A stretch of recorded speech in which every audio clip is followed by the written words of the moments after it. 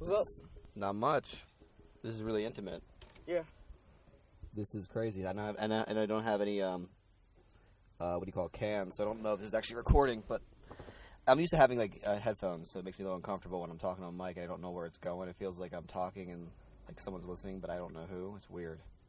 But I'll get used to it, I'm sure. Yeah. So why did you want me on this podcast anyway? I was watching the Joe Rogan Experience on YouTube. Yeah? And I was just sitting there. Sometimes, I'll watch what Huey's talking to, go, who the fuck do I want to talk to? And then you popped in my head, and I'm like, all right, then, cool. And then I just went on Facebook, like, hey, you want to be on the podcast? Why did I come up in your mind as when you want to talk to? I think it was just like, because we'll talk at Wake and Bake, but we won't talk. Like, we'll sit there and we'll chat, right? Okay. But it's not like we've sat down and had, like, a conversation. It's always, like, about comedy or somebody will get there in the middle. But it's never like us two, as human beings, have talked. That's funny. I never feel that way. I never feel like when I'm talking. Like, I do admit when I'm at, open mics, I'm talking to people, comedy always seems to come up. And I think that's because it's a very easy way to get a conversation with people going. Like, if you're talking about, hey, any mics you hit up lately, or hey, here's my feeling about a room. There's always going to be somebody who has an opinion, and it's an easy way to get into the conversation. But I'm never trying to talk about comedy. I'm just trying to talk about whatever people seem to be passionate about. And you're always somebody who's very passionate about comedy. Like, you're always passionate about talking about your life, either your life or the, like, you know, what it's been like for comedy for you, as far as like what your experience in stand-up has been. So I just was like, okay, I'll talk about that. I'm already going to go up on stage and talk about what I want to talk about.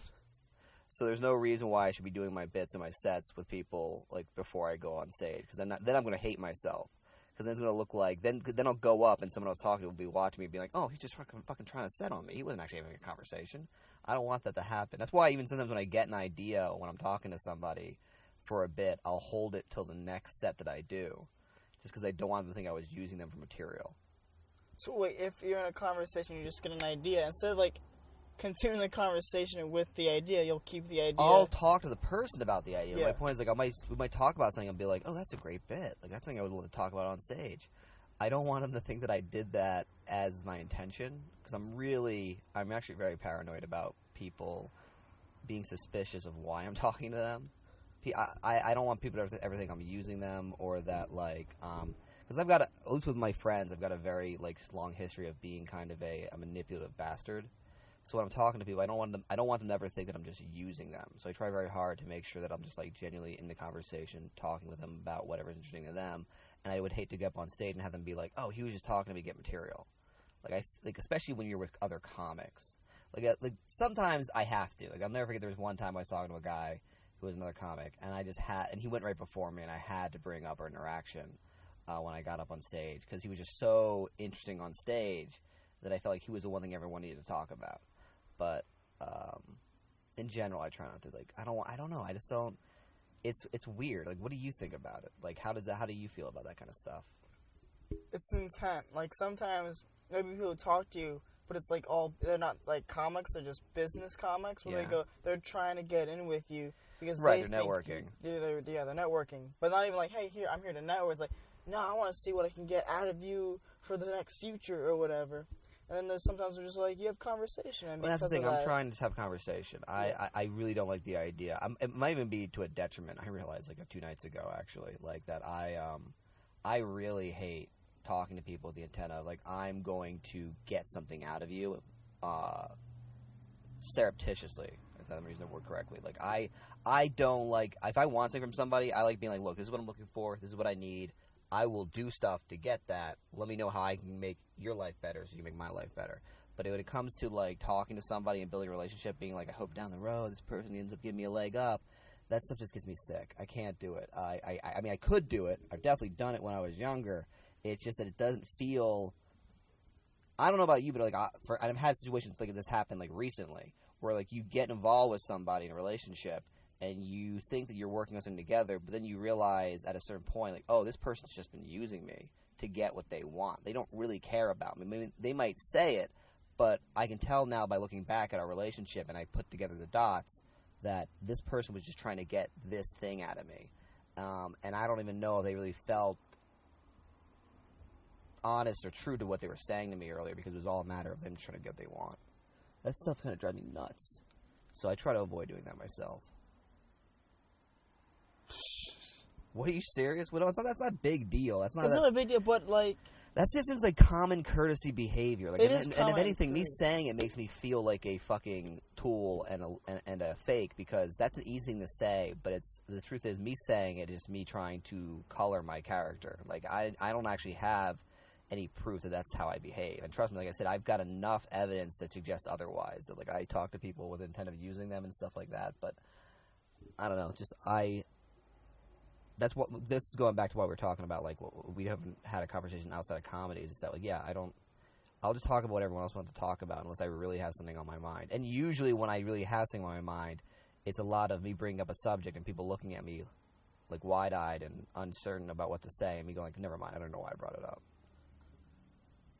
But, like, it shows, like, change and growth because you've realized what you've done. Realize you didn't like that, and then you're trying to change that by seeing that other people and going, oh, this is what you're doing, which I'm trying not to do. Let me not do what you're doing. And then while you're in conversation, you're thinking about that and then executing it. I just try to be genuine. I try not to, like, I would rather have somebody, while I'm talking to them, just tell me, like, you are fucking annoying. Like, I don't like you. Like, I find you to be repulsive and irritating. Rather than someone just look at me and nod their head politely and wait for me to, like, eventually eject from the situation and let them go their way. Because for me, the honesty is the fun part. Being honest with each other and telling people how you feel, it's okay to feel things. Like, if people don't get that, like, you can have a feeling about something or someone that's negative, and it's completely okay. You do not have to, and if anything, you don't even have to hide it. You can genuinely say to someone, like, I don't like you as a person. Like, when I see you, it makes me sick to my stomach. It rubs me the wrong way. Like, there's something about you right now that I just don't like. And we should be able to share that and just be like, okay, well, that's good to know. Because that's still intimacy. That's still knowing somebody. If anything, that's better than just being like, oh, I'm sure you're a nice person deep down inside. I don't want to say anything rude. I don't want to be cruel. I don't want to be mean. Like, that stuff sickens me because it doesn't get us anywhere. It's just us trying hard enough to be polite enough so that we don't get ourselves hurt. But if someone just comes up to me and says, like, and in fact, it happens all the time. Like, I love it, too. When people say, it's unfortunate, too, because people tell me, like, Ericson, you're a selfish, you're an asshole, you're a prick, like, you do this, you do that, and I'll just smile, and they'll get angrier at me. And I'm not smiling because, like, they're mad at me. I'm just smiling because I'm like, wow, you're being really honest right now. I really appreciate that. Like, this is good feedback. Now we can get somewhere. But if somebody is just, like, holding their tongue and not saying things and, like, being quiet or passive-aggressive, I'm just like, great, now I have to, like, now I got to treat like a Rubik's Cube. I got to try to figure you out and get you to feel comfortable enough, which means I got to start adapting my behavior to make sure that you feel safe enough to finally tell me what's on your mind. And that stuff I just can't do. I just want to, like, walk out the door. I just want to run away. Or shake them. But I'm not a violent person. I don't like hurting people. I genuinely, that's the thing. It's okay to feel something. It's okay to be angry. It's okay to be upset. But, like, and you can tell people, you just can't hurt them. Like, just don't hurt a person. When it comes down to physical violence, which I know is hard for people, but that's the thing. Like, people don't practice it. The problem is, like, so many people are used to, like, their parents or some bully who gets angry at them and beats the shit out of them, and that's bad. But they don't practice themselves getting angry at someone and sharing it, because the only way they know how to do it is through violence. But just practice letting yourself go, and just when you're about to hit them, pull back. Just be like, okay, I got to go somewhere else. I got to go to a corner, beat the crap out of a pillow or something like that. But you got to practice it. But instead, I think what a lot of people do, or at least I know I've done before, is that, like, you just hold that anger and frustration in. You just tamp it down. You just keep it inside you until you just kind of play around with it in your head. You say all the things you wish you could say. You do all the things you wish you could do, and then you forget about it, but it still lives inside you, and it just gets worse and worse. I think that's where a lot of people's anger and frustration comes from. I think that's a lot of the reason why we don't get along with each other, is because instead of just telling people how we feel, like telling people, like, you are a fucking idiot. Like, to me. I mean, maybe not to your mom, maybe not to, like, your best friends, who I question, like, their own judgment, but, like, to me, you're an idiot, and we can move on from there, as long as that's fine with you. I don't know, I think that's a better way of approaching things. I feel like I sound like a complete prick right now, but that's fine.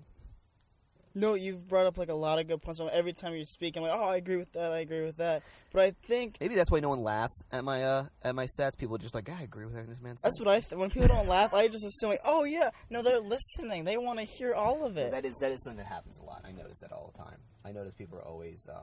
I can tell now because I realize like I'll be talking and I'm like, they're not necessarily not paying attention. They're just really actually ingesting what you're saying as opposed to finding it humorous. Yeah. Because I think, like, for some people who are actually listening, especially if you don't talk about things that are very easy, like, oh, this is actual information. Oh, that was funny, but oh shit, there's more information now. So then it just takes a while for people to realize, oh. Well, that's another thing I learned about stand-up while I was doing it, is that, like, you do have, there's a different pacing to doing a comedy routine than doing a conversation. Because if you don't stop and let an opportunity for them to realize what you just said and laugh, they can lose a lot of the jokes. Like when I first went up, I wouldn't do what a lot of comics do, where they just kind of rush through their entire set because they're too afraid of any silence. But I realized I was talking so much like myself, where I'm just kind of going off at a rapid pace, that I never gave them a second to just recognize what I'd said, the concept I presented, and laugh at it, and then move on to the next thought that I was having. I would just go from thought to thought, so before they can even really laugh at what I just said, they're already trying to keep up with the next thing that I'm throwing at them. I do the same. I'm the one who's afraid of the silence, because when I'm by myself, it's just utter silence. So it just puts me in a weird. I don't know what it is. There's something spot. terrifying about it. I haven't figured that one out yet. Like, I'm getting more comfortable just sitting in the silence. Like, sometimes I'll just sit there and listen, and just like be like, okay, just take it. You don't have to say anything. You can just be funny by figuring out what you want to say. But I still get that feeling that I think everyone gets, at least in the beginning, where it's just like standing in front of a bunch of people who are looking at you expectingly, and there's just being silence surrounding you. And even just talking and realizing no one's responding with any kind of like sound of like oohs, ahs, or anger or happiness. There's something about it that feels really fucking weird. It's like if you were texting someone, but you turned off the volume, so it was just like, oh, okay, there's a text, bang. Like, there's no feedback. It's just like words coming at you. Well, it's kind of like seeing a text and never getting a response. Right, yeah. You've never seen the ... You're never seeing anything. You just, as far as you're concerned, like, I think this person might just be ignoring me. Like, it's just something about that. I don't know what that is as far as human condition, but it's really frightening. It's really, I don't want to say frightening. It definitely creates a human response in me, and I think a lot of people, that isn't normal in most conversations. Like, I can talk when I'm with somebody else and I'm just like hanging out with a friend and I'm talking to them. I can talk for hours. They don't have to respond to me. It's no big deal. When you're on your own, you're talking out loud. You can talk forever, and you never change. You never have a feeling of like anxiety, like, oh my god, I'm making no sense to myself. But when you're with a bunch of people in a room and they're all looking at you and spotlight's on you, and you know your job is to entertain these people. I don't know, there's a certain point where you've gone on for so long and there's been no response from them, that your body just kind of does, at least me, like, there's this kind of anxiety that's like, okay, am I doing my job here? Am I doing things right, or am I just completely a lunatic? For me, I feel like a lunatic. Like, I'm like, I might actually just be like one of those weirdos who just screams on stage and everyone just kind of watches with like that kind of sick curiosity. Like, oh, okay, that's another one of those guys. It's another one of those. One of those future homeless people. This guy must have just gotten started. Sometimes I just feel like, I'm one of those guys who just stopped caring a while back and starts yelling on stage about everything. Well, you definitely have something you want to say, it feels like. You definitely know, like, even when I talk to you, like, you definitely have a story that's yours that you want to share. And I give you a lot of props for that, because that's definitely a strength in and of itself, and I wouldn't even say it's necessarily a strength that I have, because I'm always trying to talk about whatever I find interesting in that moment. I wouldn't say there's just one story that I want to talk about. Like, when I meet you, like, every time I see you, even when I'm not talking to you, it seems like your sexual history comes up every fucking time. And that's a big part of your bit, too. Yeah, a little bit. But I realize that's not you, but I can tell that's not you practicing it. That's you being like, this is important to me, and it's a big part of who I am, and I want to share that with people. And I'm like, okay, that's awesome. Like, that's why it's funny. That's why it works on stage, because you aren't trying to be like, oh, how do I figure out how to present this to people? How do I how do I get people to care about this? That's probably one of the best things. You're not like, how do I get people to care about this? You're just like, this is what I care about. And that's probably, in my mind, the best way to approach it, because that way it's like, the people who don't like it will just be like, okay, this guy's a freak, I'm going to walk out of here. But the people that really resonates with it, who understand what you're talking about, are going to be like, oh my God, this is awesome. Like, that's great. Like, I personally really respond to people who go up on stage and can just be themselves. Like, even if you're bombing, even if you're not doing a good job. So we're talking about comedy again, you see? It's not going to matter, because that's what we have in common. Yeah. Let's talk about something else. Let's talk about something completely. The thing is, let's not talk about our sexual history either, because that's big to you. You want to talk about something different, like something that's I just want to address that. I don't want to, like, when I talk about sexual, I want people's, like view or critique of it, like, so they understand where I'm coming from. I think it's not like I'm like, so I got pussy yesterday, and I did this. It's just like, to me, I put myself in weird situations where I think it's very funny. Oh yeah, I want to address that to people and go like, hey, this is normal, right? And they go, that's the thing. You're not being like, yeah, so I was fucking like the 15th pussy of the week this time. Like, no, that's never been the way you present it. You're always like, so when I was like 13 or 14, like this experience happened to me, and this is how it colored my experience. And yeah, that's not you never seem like you're boasting. You're just talking about, like, this was what I've experienced, and this is what I'm sharing with you now because it's important to me. Yeah. I just want to make sure that this is coming across when I talk to people. But, like, okay, something else been caught. Never seems like you're boasting. You never look like you're boasting ever. I promise you. Awesome, that's cool. But, like, this, two things. First thing, I think I've realized why, because when I walked into the coffee shop, I looked so angry at this, because as a child, as a kid, I just put all that anger down, and then I would plot on my arc. Like, I almost killed a guy, so I plotted a lot about murder. So I think just, like, every time I walked in, like, all right, what are we doing? Well, I also think, this is my personal opinion, but I also think that, like, short people are just, like, short white guys are, like, the angriest looking demographic in the entire, like, at least the United States and not the world. Like, being a short angry guy, let's just call a spade a spade.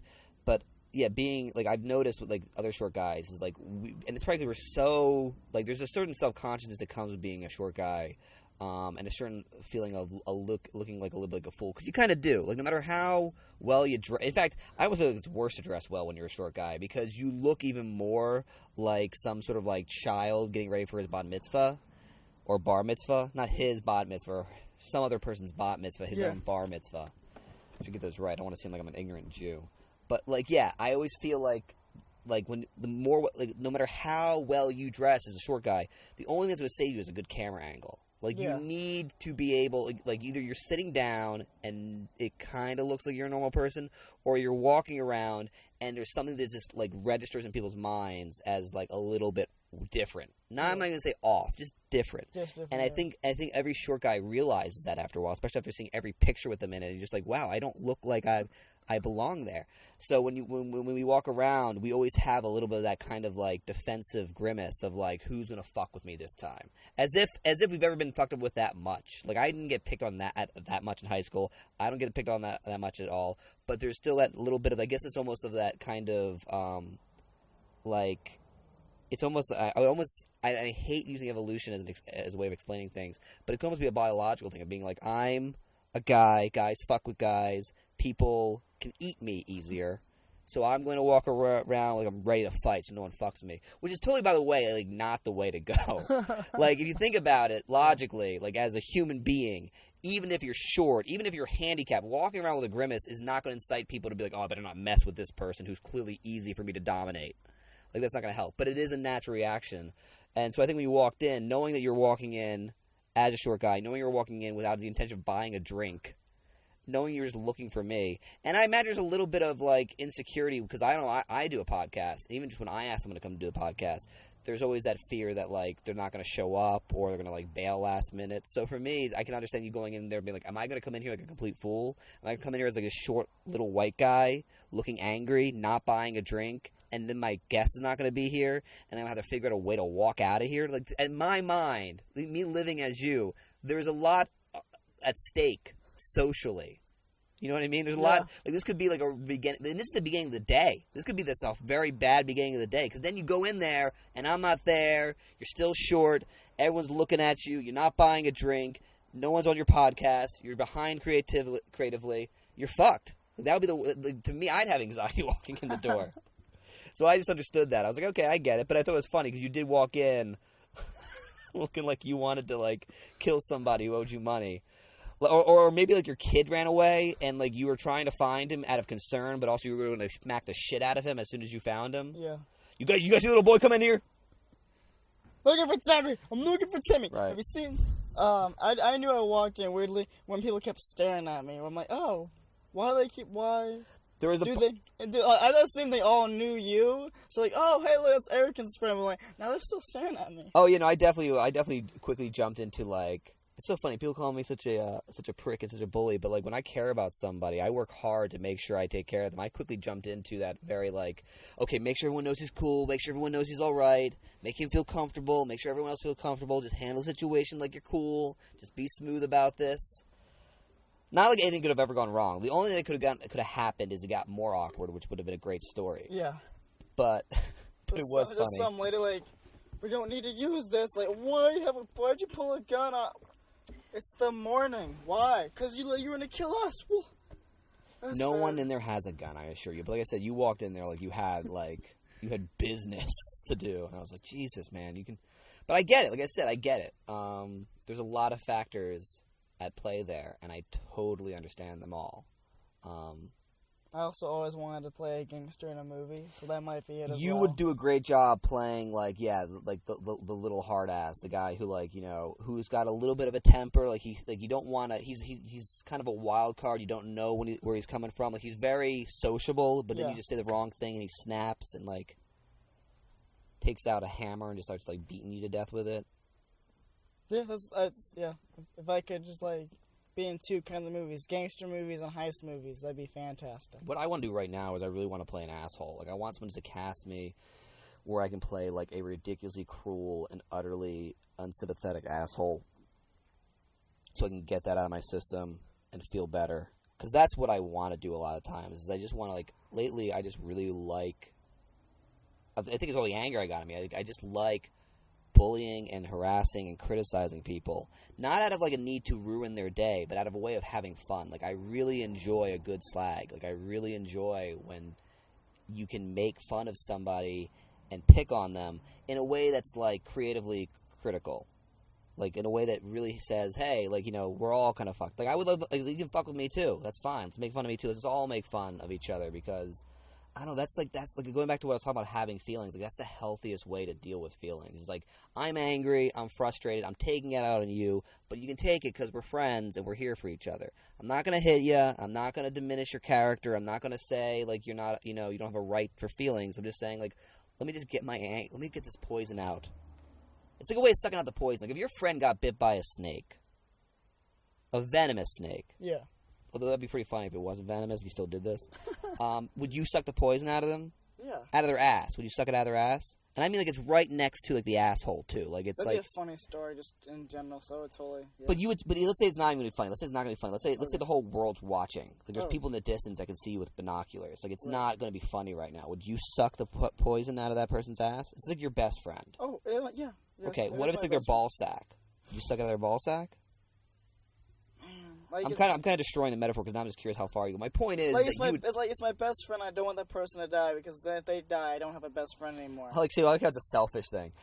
I don't want to lose them because I don't want them to make another friend. It's totally not because I care about them. It's because I don't have the time. It was hard enough to find this person. Yeah, it's hard enough to find a best friend who can deal with your shit. That's realistic, I suppose. I guess. As if that person were to die. It's like, okay, fine, fair enough. Okay, fair enough. Because that person is very valuable to you, right? You would suck the poison out of them. So if you can suck the emotional poison out of them just by sitting there and letting them rant at you about, like, whatever problems they're going through, or whatever kind of, like, bullshit they want to just say to you to make themselves feel better. Yeah.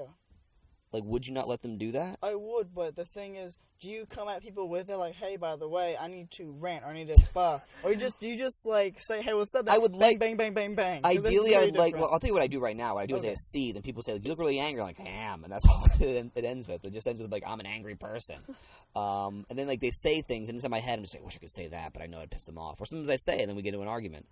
I would like to, ideally, not to be living in a world where I have to preface it with, look, dude, I'm in a bad mood, so I'm going to make fun of you right now. Because that just kind of kills it for me. Oh, okay. Because Gotcha. that's not natural either. That's Right. You want it to be like that's a- once again putting on the kitty gloves. That's once again like I just want to be able to make fun of you and say something that I feel in that moment, so I can share it with you. And it might not be the most helpful thing, and it might be a little bit mean. But if you know that if you just trust me, if you just trust that I love you and that I want you to be, that I'm there for you. Like I can slag you off right now and talk about maybe let's say, I don't know, your looks or your money or your life decisions. But if something happened right now where a guy came into the room looking like he's got a gun and he's going to shoot everybody up, I will take care of you. I will be there for you. You know that, because it's not. These are just words. These are just me. Anything anyone ever says in my mind is always more about them than is about the other person anyway. That's why racism's horrible when you're killing somebody or threatening their well-being because of their race. But when someone says shit about black people or Jewish people or Chinese people or Mexicans out of just kind of ignorant hate, oh my god, these fucking Mexicans taking everyone's jobs, or I want them all on the other side of the border. It's just okay, you're not gonna do it, first of all, and second of all, you're just angry. You're just angry and trying to get it out in a way that you feel will make you feel better. You don't. They may really feel that way, but I bet if you ask them, why, their reasons won't even make any sense, because they're really just, they want to be angry. And it's way easier to be, I'm not going to say it's easier, I think it's healthy to be angry at other people sometimes. I think everyone's angry at themselves. I think everyone hates themselves. Everyone really fucking despises themselves. Because we should. We're huge disappointments. We are a huge disappointment to ourselves. When I think about what I was hoping for when I was 6 years old, it was not this. This is way better than I could have gotten when I was 6. I don't know why I'm disappointed, but this is not what I hoped for. I'm sure if my 6-year-old saw me right now, he'd be like, wow, could you have eaten more meat or something? Could you have just done something? I think he probably would kill himself. But either way, that's beside the point. That's here there. People are angry at themselves. So it's healthy to every once in a while find someone else to direct that anger at, so you don't fucking kill yourself. So you don't fucking destroy who you are. So you don't fucking just do nothing. Because if you just always direct your hate at yourself, you'll never get anywhere. So it's healthy sometimes to be you know what? I hate Jews. I don't want to kill them. I don't want them off the earth. I just hate them. I'm just going to choose this one little thing. The dreidel. Why the dreidel? Why are you guys... It's a stupid game. I don't even understand how you came up with it. It's just 4 of your fucking letters on a goddamn top. I hate Jews, and I'm gonna constantly hate Jews and talk about how I hate Jews to make myself feel better, so that I can feel a little bit less hate on myself. And that's fine, as long as you just don't start a fucking Holocaust. As long as when you meet a Jewish person and they give you an opinion that makes rational sense, you're just oh yeah, you got a good point there. Or just when you meet a Jewish person, you just say, okay, you know what, dude, if you need a ride, I'll give you a ride. I think most people don't actually hate other people. I think they just don't want to have to hate themselves all day. And I think it's totally fine to hate another person. Like I said, when someone yells at me, I'm just okay, you clearly need to be listened to. You're probably not angry at me. You probably just feel like you need somebody to hear you. The person I'm angry at right now, I'm angry at people right now. And just last night I was bitching about somebody to no one, to myself. And I was this person even isn't worth my time, but I just need to rant about somebody other than myself for a minute. That makes so much sense. Yeah, I know. Especially with all emotions, not just anger, but kind of sometimes. Oh yeah, totally. When I'm starting to care about another human being, I'll why am I putting so much care into this person? Oh, because I need to care about someone else right now, and I have to care about me because I'm caring about me 24/7. But I need to take that off and just care about someone else for a little bit. And I didn't know where to put that, but now I have words where to put that, so now it makes sense. Right, exactly. And also, I do get when you're saying when they're just words, just let them out. That's what you need. I think that's why joking and going so deep into weird shit like suicide and rape and murder is because it's words. We're kidding. We don't actually believe this shit. Or we could believe some of it. Yeah. We could have reason to believe it, but it is not even just words, they're just ideas. They're not, once again, I care more about, I'm only bothered really by the tangible and the objective, the stuff that actually happens. Right. like a Holocaust, like genocide is a real thing, and that is horrifying. Actual rape is horrifying. That's not 13 Reasons Why. I can agree. That's what it's. Go figure. So it's not only about suicide and how it's a bunch of people's fault, but there's rape involved. Oh, there's 2 rapes involved. God, that show. Here's how bad I am as a person. 2 rapes involved. To me, there's 1 rape that's worse than the other rape. I think you can quantify anything, so it makes sense. You can can't quantify say that. rape. Like, well, you just did. You said it into a microphone, so you're pretty much doing as bad a thing as you could do if you think about it. But I'm here for you, man. I covered you in the tea shop. I'll cover you right now. You can quantify anything. Yeah. In fact, I think like if you really want to take all if you want to take all rape seriously, you have to look at it at some point as a spectrum. Yeah. Like, how rapey was this? So yeah, I'm sure one might have been worse than the other. What made the other one worse? Okay, so one, I forgot the chick's name, was like.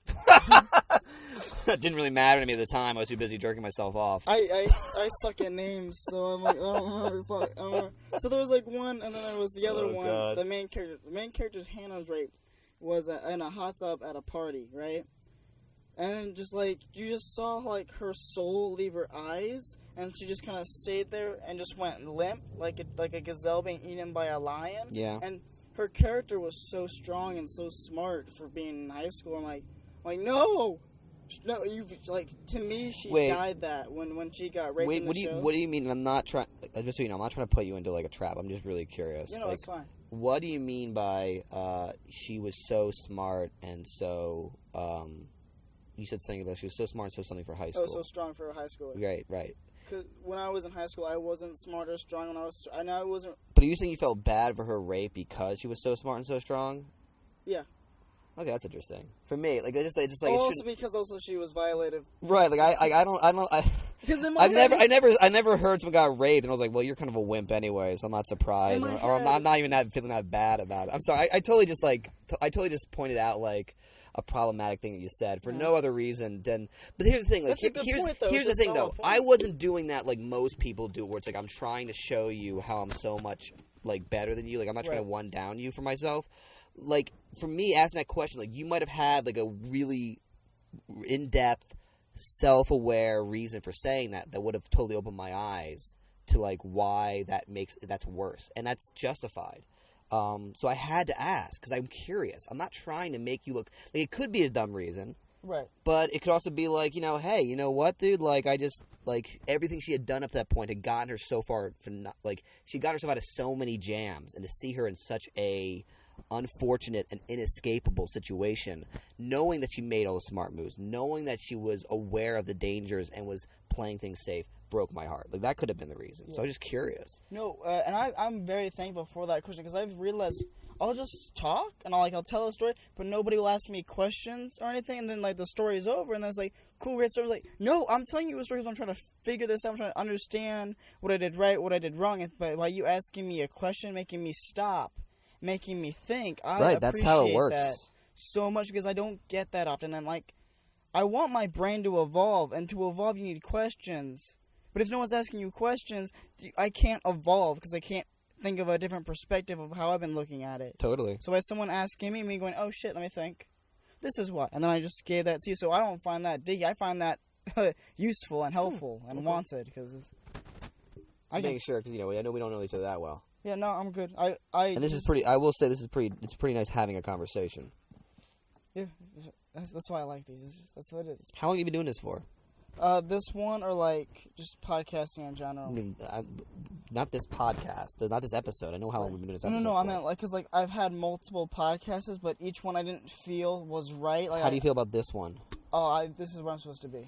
I will say, I'm impressed you have people sit in this car for this long. I guess you just try to find days where it's not going to be that hot? Or do you open the windows? What do you do? Okay. I remember there was one with the Polaviv episode where I opened up the sunroof. Oh, I didn't even notice that. Cool. And so it was kind of circulating. That's nice. Because there's a lot of wind, so yeah. I'm trying to figure out if I should open this, but there's a lot of cars drive by. I will be honest, I like the idea, but I think it fits you, but I think what you got to do is you got to get really passionate, work your ass off, and buy an RV, like a cheap ass old RV, and start doing it in an RV. I was thinking about doing like Snatch, getting a caravan. I'm gonna be real honest with you right now. Yeah. I don't know what a caravan is, as opposed to like what is that like a truck? A caravan is basically like not a mobile home, but a trailer. Oh, okay. It's just called a caravan. In the movies, so I just adapted that to trailer to caravan. Oh, I see. It's like the thing you hook up to the back of a car. Yeah. That works too. Yeah, just something that was just like I think you have the personality and the savoir-faire that could get away with like a guy who pretty much lives in his car and does everything out of his car and is real down to earth and is just kind of like, moving around, goes where you need to go. It works for you, and I could see that because this could be the start of something great for you because I could definitely see it fitting. I lived in my car for a year. I think I told you that. I'm really thinking about living in my car just because I wouldn't live in this thing. Granted, you are small enough to live in this, but Yeah. I mean, this is pretty much the same situation that I had when I lived in my car. That's why I was so surprised when I got up in here because my car I had the hatchback, I had the back flat too, Right. but I put a mattress down. Oh, so when yeah. you got in, you were able to sleep. But I got in here and there's a bed cover, but it's all just hard plastic. Yeah. So I was like, oh god, this is horrendous. The covers to make it look a little bit more homey and a little No, more I get it. It's all appealing. appearances. That's what we're all about in America. It's not about actually doing the work. It's about making it look like you did, and I get that. I did the work, man.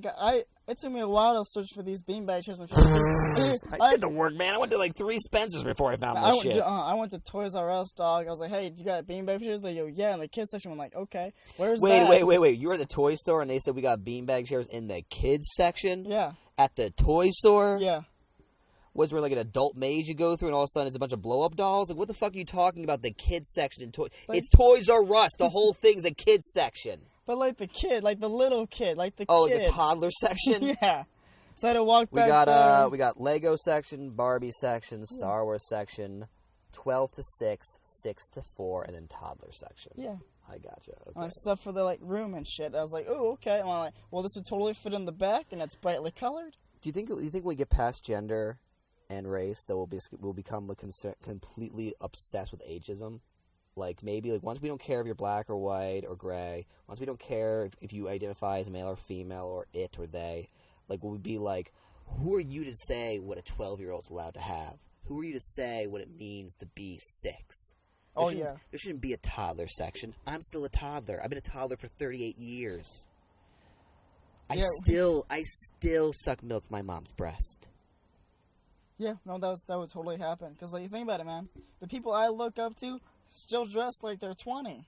Well, I know. And they're in their 50s, and I go, you're living the life I want, sir. I'm like, no, you should want suits, I think. I feel you should You think you should want suits? You look forward to having a suit?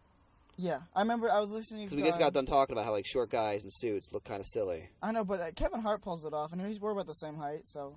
Yeah, no, you are, actually. I'll take that. He must be a real inspiration for you, I feel like.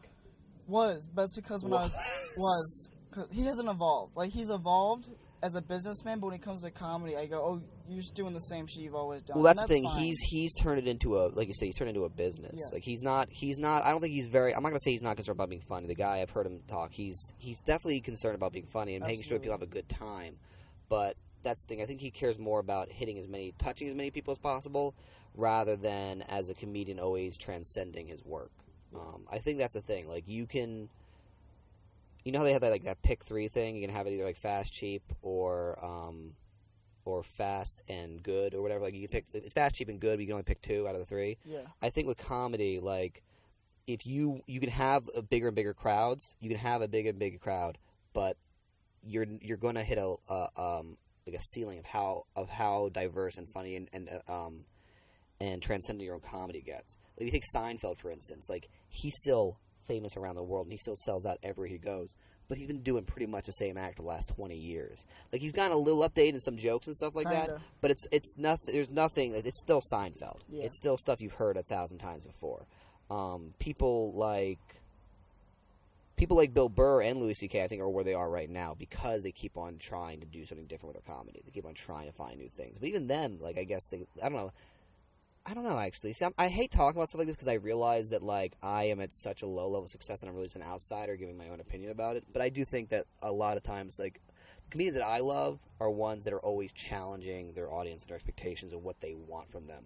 Like, the fact that we hear about Dave Chappelle, like, still going to shows and getting people, like, getting, like, booed off stage or having, like, bombs is because he's never trying to make sure everyone's comfortable or happy or getting their money's worth. He's trying to make people laugh and feel good about he's trying to enjoy himself on stage. And yeah, that's just the way he's trying to do it, as opposed to, I feel like, other comics who are more concerned about selling out whatever stadium you want to think about that's really big. I don't know any stadiums. When I think of a stadium to say, I would think Veteran Stadium, because that sounds like a really big stadium, but I don't think that even exists in this world. I think there's got to be a Veteran Stadium somewhere. Somewhere, at least, like maybe Alabama or something. I bet there's one. I bet there's one probably like near Philly or New York. I just didn't know, and I'm probably thinking about an actual stadium, but I don't know what stadiums are stadiums. I know nothing about sports. I mean, I kind of know UFC, and I kind of know skateboarding. I don't know if I call skateboarding a sport. I call because I have two skateboards under this there's now. fucking X Games. Oh, you got skateboarding? Yeah, like right behind you, there's a wheel. That's funny. You would be a skating kid. I got a skateboard way too late. I did when I first got here in LA because I was trying to like once again reinvent myself and figure myself out, and I wanted a way to like get around without driving a car, but also like lose weight and like get in shape. So I finally bought a skateboard for the first time in my life after years of hating my little brothers who were like all of the skateboard scene back in like the late 90s when the X Games were like the most popular they'd ever been. And I tried it for like a month, but I realized very quickly like this, I'm not a skateboarder. Like it's not even that like I couldn't get decent at it, just that it requires to get even like competent on skateboarding. It takes a certain amount of commitment. Like guitar, I guess, where just like you for a long time you're not really doing it. You're more so getting the muscle memory so you can be comfortable with the tool. And I just couldn't. But the problem with like unlike guitar, where you might grow like a few calluses and your fingers might ache, with skateboard you will sprain your ankle and possibly fall into oncoming traffic. So for me, the stakes were just not worth it. I was like, I don't care about being good at this enough to continue doing it. That's what I liked about it. Like, I would practice skateboarding outside my day job. Yeah. And then I would fall and I get hurt, and it's just like just sheer of adrenaline. Ooh, look, another bruise, awesome! And I just go in, like I got another bruise, and I fell off my skateboard. And I go to my friend Ray. She's like, "What'd you do this morning?" "Oh, I fell off my skateboard like 500 times this morning." "Oh, that's crazy!" And just to me, that was the reason why I liked it. Was the abusive relationship between skateboard and man. Yeah, no, it's sexy in my mind. The idea of being, I love someone who can take a hit and get back up. But there's something about skateboarding that feels like I'm taking unnecessary hits. Like I'm like, why? Like I could just walk. I could have just walked. I decided to try to be clever and try to be cool and get on a board with wheels on it, which has been proven time and time again to not be a intelligent way of getting by, of locomotion. And got myself hurt time and time again. I sprained my toe at one point. I was like, this is it. I can't do it. I sprained my toe and my skateboard flew into traffic on Wilshire. And I was like, there's so many things that could go wrong here that I don't. And also I was getting closer and closer to 30. So I'm like, I don't have time for this. Like if I'd been like my brothers when we were in like our early teens when we lived in a suburb, that's a great place to learn to skateboard because there's very low risk. But to learn skateboarding in the city is just dangerous for so many people, not just yourself. The skateboard literally went under a car as it flew past, and I was like, "Oh my god! Like this is like I feel bad for the person in the car. That would have been my fault, and I had to deal with it. It'd been a great story, but I was just like, this is not. I'm just dancing with the devil here." Yeah. And then, sure enough, like I left my skateboard at a friend's house for like years, and sure enough, I saw him again, and I saw my skateboard was still there, and I was like, I just moved to this North Hollywood area, and I was like, I could use a skateboard. I could actually, maybe the skateboard will come in handy now because like I do kind of make small excursions up the street. So I took a skateboard. I left his place. Was going to my car. Hopped on the skateboard to get to my car. And in that instant, it was like, oh right, that's why I don't do this. And just hopped back off the skateboard. I was like, oh right, I forgot. There's like this is not something that comes naturally to me. This is something that I've not learned how to do this yet. I'm now 30 and I cannot figure out how to skateboard properly because I don't care enough. It's not for me. Yeah. A big thing is like wanting to care and like caring about what you're doing and waking up in the morning. I think it's anything you want to get good at, you better enjoy failing at it. You better enjoy. That's like you just said with skateboard. What you like about it is the falling down and stuff like that. And the thing I see in pro skateboarders is the way they take a hit. There's never that look in their face like, oh my god, I finally did it. I finally fucked my life up. It's always like, whoa, dude. Okay, I think I know how to do that better next time. Yeah. It's like, okay, like that's a guy who loves the experience of learning how to do what they do. But if you don't like that part, if you're not into it, it's in anything. If you don't like failing, to the point that you just cannot even stand it, that you avoid it like the plague. It's like taking it back to comedy. Like, how do you feel about the Bill Maher thing? Let's make this topical. Okay, I don't know what the Bill Maher thing is. Oh, he said the word nigga on TV. On HBO. Is he white? I don't know who he is. Let's think about it. Do you think people care about black people saying that word on television? Oh no, so he is white. Right. He's white. Bill Maher is he's a really well known, I would say, quote unquote comic pundit. He did a show called Politically Incorrect back in the 90s. Now has a show called I'm Still on the Air with Bill Maher. I don't know what it's called actually. Okay. I really don't know what it's called. So he's a white guy who said the N. Was it A or he's ER? A white political intellect. Well, it was A, but they put it on the but everyone writes as ER. Oh, okay. He was talking with a congressman from Nebraska. Okay. A politician from Nebraska. I'm not sure he's a congressman. Like, I don't know a lot about politics. I admit that. But he was having an interview with him on his television. The guy said the show is known for, like, the show had Milo Yiannopoulos on. Yep. And Bill Maher, who was still like, kind of like criticizing him, made a joke about like kind of agreeing with him about like transgenders going into bathrooms. Right.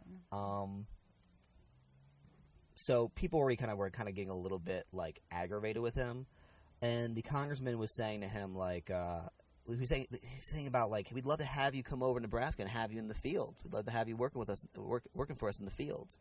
And Bill was about to say something, but he kind of was like, wait, what? Like, in the fields? Like, sir, I'm a house nigga. And, right.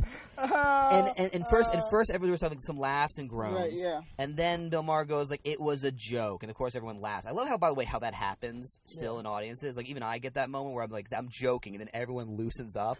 I love how we still live in a society where we're never sure sometimes if a comedian is making a joke or if they just finally snapped and like revealed something insidious about themselves. Yeah, and we're afraid to like laugh at it as if we're gonna be like, "Oh yeah, we're totally into you fucking your sister."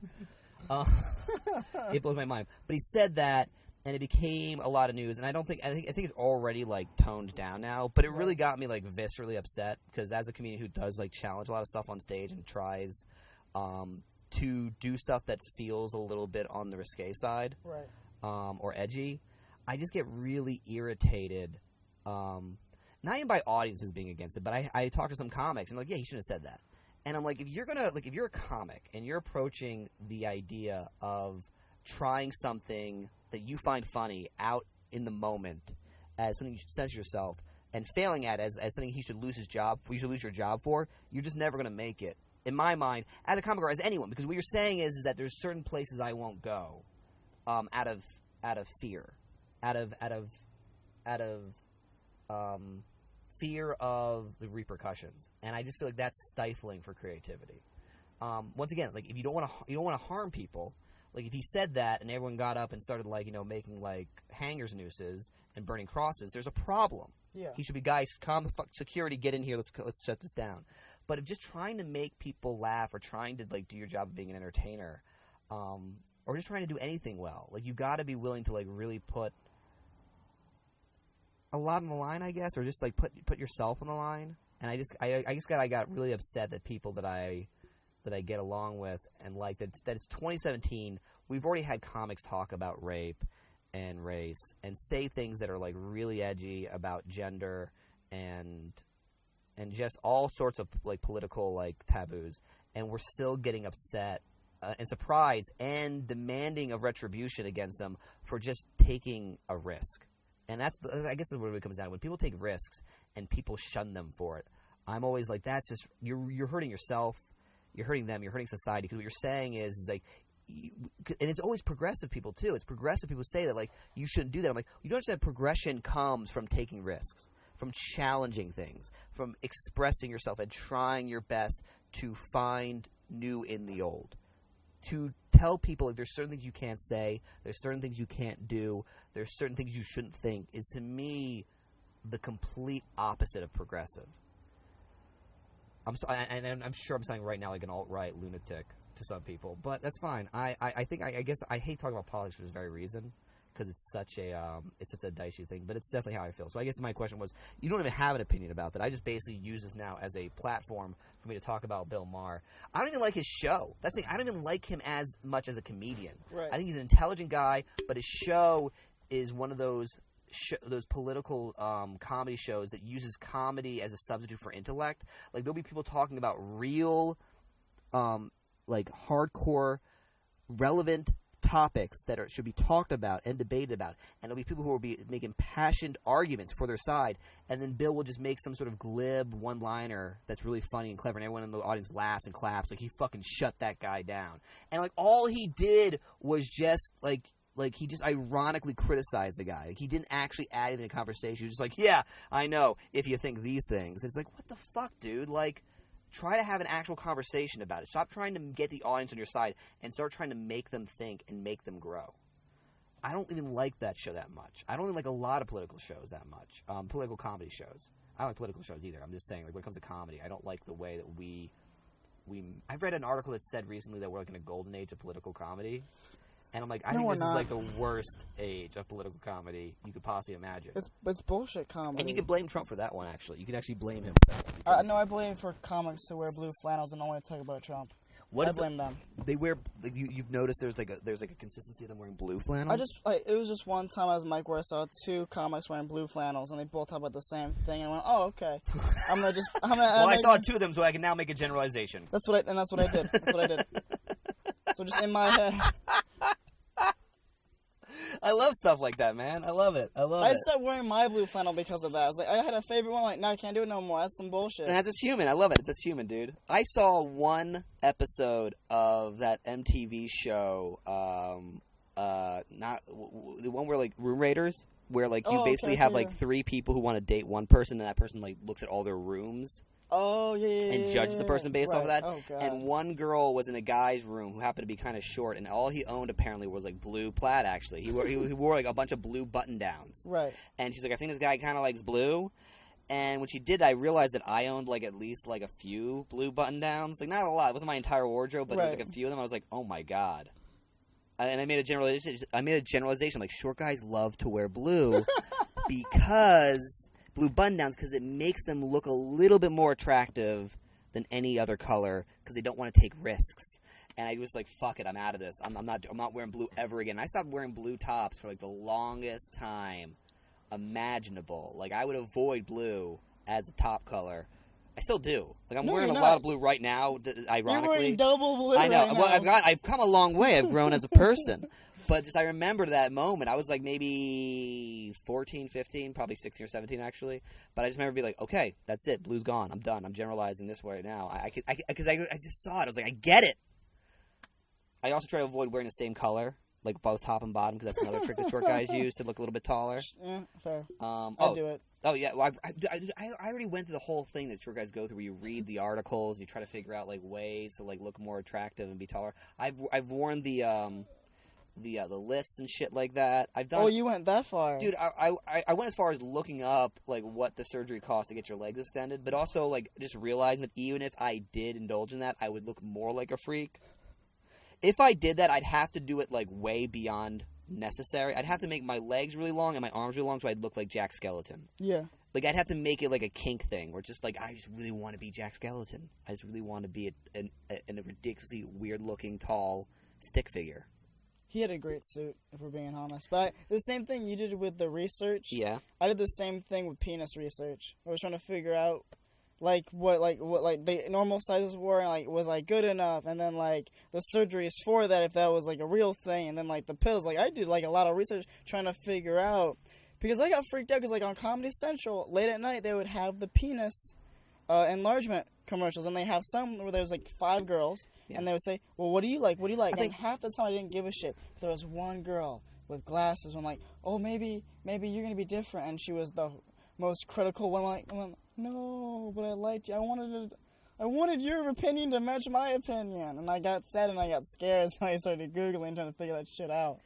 Yeah, and I think everyone goes to that penis thing at some point. I mean, except for the guys who are just in doubt and realize they don't have a problem. But like, yeah, I think everyone goes to. I definitely took a few pills trying to like be like, well, what's gonna hurt? It's just $60. I mean, honestly, $60. I think every guy at some point, if you think it's not worth spending the money on a pot like $60 on the possibility of your penis getting larger, then you're an idiot, honestly. Because as an investment, if you're the one guy it works with, that's $60 well spent. Yeah, that's totally worth it.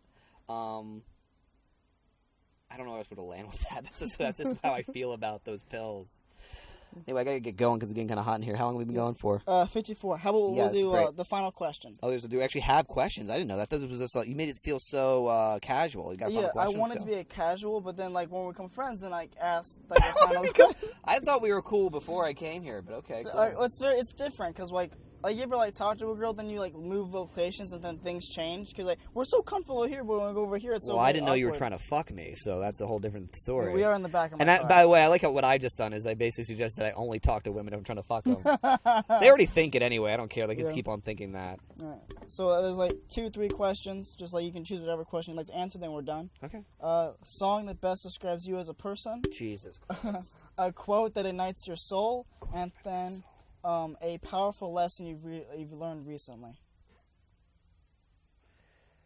I can choose one of the three? Yeah, just one of the three. Okay. Or all of them if you want. Well, I'll definitely tell you, I'll try to answer all of them. First of all, as far as song, I can't really say a song, but I can definitely tell you if there's a band that is pretty much embodies who I am as a person, it is for sure Harvey Danger. Because that's definitely a band that every time I'm like feeling like down or happy or out, anytime I listen to them, it reminds me like, oh, this is so something I connect with. But I can't think of one song in particular that embodies me as a person because I'm so fucking layered. Oh, actually, you know what? I know a song. The Show Must Not Go On. That's probably pretty much embodies me as a person. It's a great song, too. And it's free online, so people should check it out. I'm also afraid of, like, promoting that band because it's one of those bands that's, like, so, like, esoteric and so my band that the idea of it getting popular would, like, crush me. Yeah, I'm afraid. You know what I mean? Like, I want to find more people who know about them and appreciate them, but I don't want them to become popular because then it becomes like another thing about me that just becomes bland and unusual, like uncommon. Yeah, I have the same feeling. What was that second one you said? The quote that ignites your soul. Quote that ignites my soul. That's so fucking ignites my soul. The fire, just like that. Oh shit! Time to start doing shit again.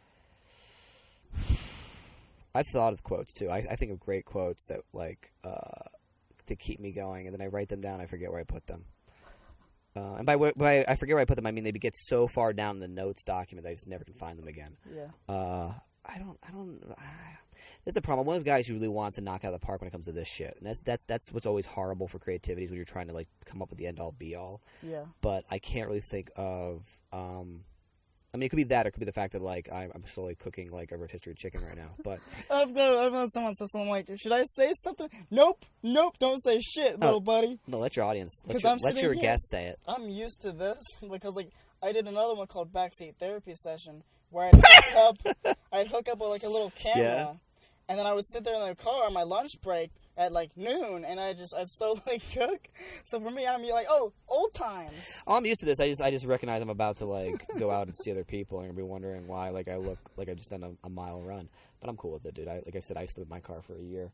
A quote that ignites me and gets me passionate. I don't know. Here's the thing. Here's what ignites me. I wouldn't say it gets me to do stuff, but I was just talking to someone else about this on I think my podcast about like the best advice I can ever give anyone. When it comes to giving them advice. So I think about, like, if I had to do a TED Talk, if I had to, which I don't want to do, if I had to do a TED Talk, what would I say? And it would just be, like, the only person who's giving you the best advice is yourself. Like, you know what it is you have to do. You know what it is that needs to be done. The only reason why you're listening to other people tell you, like, aphorisms and platitudes and such things like that is because you need them to remind you of the things you already know and make you feel better about not doing them. We live in a time now where people are so obsessed with like personal development and life coaching and, you know, these like figuring out hacks on how to like, you know, hack life and get the progress and productivity up to like 110. And I'm just like, and we're always paying money or like sharing videos of people doing speeches and stuff like that and talking about like how they get things done, and it's all the same thing. It's all the same thing. It's always stuff that like I've already heard before, stuff I already knew, and stuff I should just be doing right now. And that's why I think about myself as a person who likes to help people. Like, what would I tell people? It's like, just listen to yourself. Just stop looking for other people to distract you and just listen to yourself. You know what you need to do, and you don't have to do it, but just listen. And make sure you recognize who you are and who you're choosing to be. Because no amount of TED Talks is going to get you to actually start doing the work. No amount of life coaching books is going to make you a better person or make you the person you want to be. You have to just be like, what do I want right now? Am I going to go out and get it? That's what I remind myself every time. I was like, you know that book that everyone's talking about, The War in Art or whatever? Yeah, I read it, yeah. Yeah, everyone tells me to read that book, but every time I'm about to buy it, I just say to myself, all this book's going to tell you is the stuff you already know and that you should start right now. So how about we just go start right now instead? And that's how I actually started doing stand-up. I was about to buy that book. I was like, fuck it, let's just get on stage. Yeah. And then that last one was my favorite. What was the question? A powerful lesson you've learned recently. Powerful lesson I learned recently? Yeah, I remember what I was thinking. I was going to talk about the lesson. I'll just kind of like I'm making this into like my like. God, I can hear myself sometimes. I'm just like, God, you are as pretentious as everyone says you are. One thing, the lesson I learned was from living in my car, which I think is a good lesson to learn.